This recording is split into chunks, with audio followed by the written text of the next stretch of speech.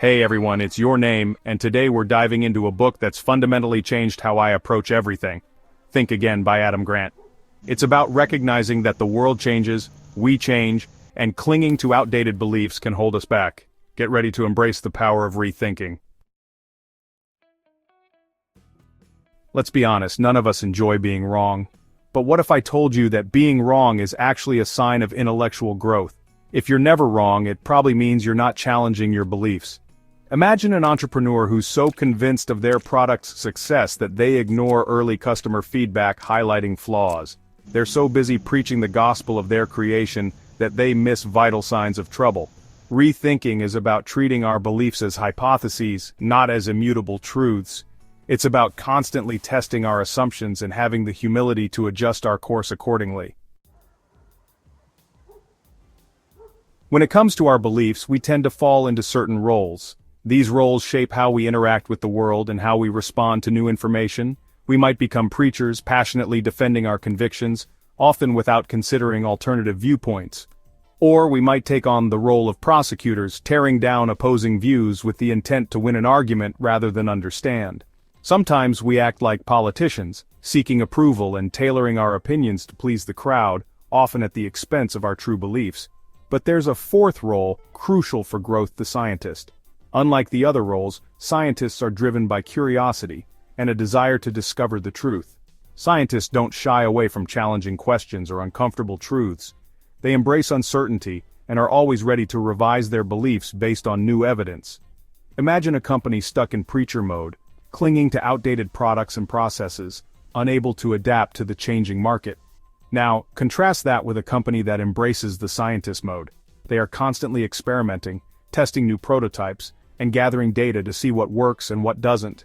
They're not afraid to fail because each failure is a learning opportunity. This mindset allows them to innovate and stay ahead of the competition.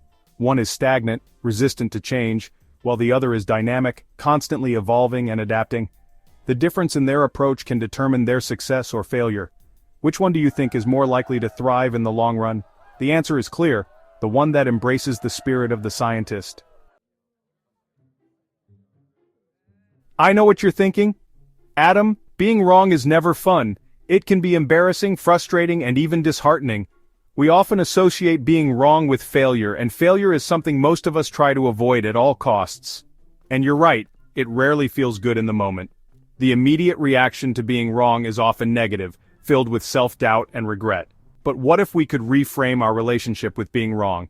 What if we could see it as an opportunity for growth and learning rather than a setback? What if we could see it not as a failure, but as a stepping stone to greater understanding? Each mistake we make is a chance to learn something new, to gain a deeper insight into the world around us. Bridgewater Associates, a hedge fund founded by Ray Dalio, has a unique culture where employees are encouraged to openly admit mistakes. This culture fosters an environment of transparency and continuous improvement.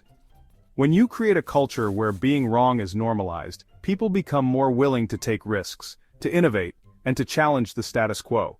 They feel empowered to explore new ideas without the fear of being judged. They're no longer paralyzed by the fear of failure, because they know that even if they stumble, they'll learn and grow from the experience. Embracing mistakes can lead to breakthroughs and personal growth that wouldn't be possible otherwise. Imagine you're part of a team working on a critical project. You have some concerns, some doubts about the direction you're heading, but you hesitate to speak up. This, my friends, is the death knell of innovation. When team members don't feel safe to voice their concerns, groupthink sets in. In 2008, Toyota faced a major crisis with unintended acceleration in some of its vehicles. What saved them was a culture of psychological safety that had been ingrained in their production lines for decades. When people feel safe to speak up, you create an environment where errors are caught early and disasters are averted. We all need a support network, a group of people who believe in us and offer encouragement. But equally important is the need for a challenge network. Your challenge network is made up of people who push you to think differently and question your assumptions. Think about stand-up comedians. They often test new material in small clubs, in front of audiences who aren't afraid to be brutally honest. Building a challenge network means surrounding yourself with people who aren't afraid to disagree with you and who value intellectual honesty. It's about growth, not tearing you down. Now let's zoom out from the individual and look at organizations. Organizations, much like individuals, can become entrenched in their habits and traditions. This can be both a strength and a weakness. Just like individuals, organizations can get stuck in their ways, clinging to outdated beliefs and practices. Remember Kodak? They were once a giant in the photography industry. They failed to adapt to the digital revolution, clinging to their belief in the supremacy of film. Despite the clear shift towards digital technology, they held on to their old ways. The result? Kodak went bankrupt in 2012. Their inability to rethink and adapt led to their downfall, serving as a cautionary tale for other companies. On the other hand, companies that foster a culture of rethinking, that encourage experimentation and learning from failure, are the ones that thrive. They understand that innovation is key to survival. Creating a culture of rethinking starts at the top. Leaders must be the champions of change, setting the tone for the entire organization. Leaders need to model intellectual humility and create an environment where it's safe for employees to challenge the status quo. This openness can lead to groundbreaking ideas and sustained success. Confidence is a powerful force, but there's a fine line between confidence and overconfidence. Overconfidence can lead us to make poor decisions and dismiss valuable feedback. Remember Nokia?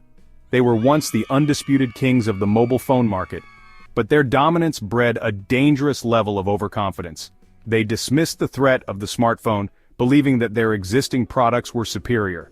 The key to avoiding the trap of overconfidence is to cultivate intellectual humility. It's about recognizing that we don't have all the answers, and that being wrong is an opportunity for improvement.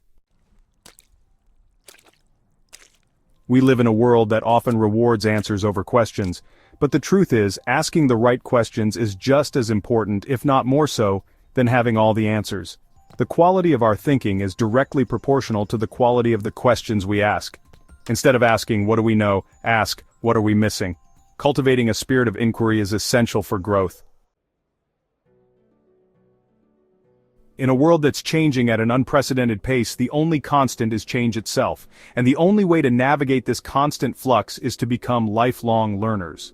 Lifelong learning isn't just about acquiring new skills or knowledge, it's about cultivating a mindset of curiosity, of always being open to new ideas and perspectives.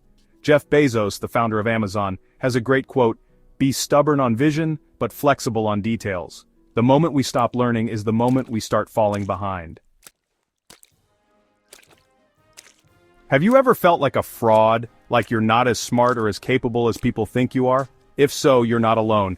Imposter syndrome is incredibly common, especially among high achievers, and while it can be debilitating, it can also be a powerful motivator.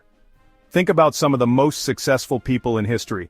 Even the most accomplished individuals can experience imposter syndrome. The next time you're feeling like an imposter, remember, it's often a sign that you're pushing your boundaries. So, there you have it, the key takeaways from Adam Grant's Think Again. By fostering psychological safety, building challenge networks, and cultivating a spirit of inquiry, we can break free from outdated thinking and unlock our true potential.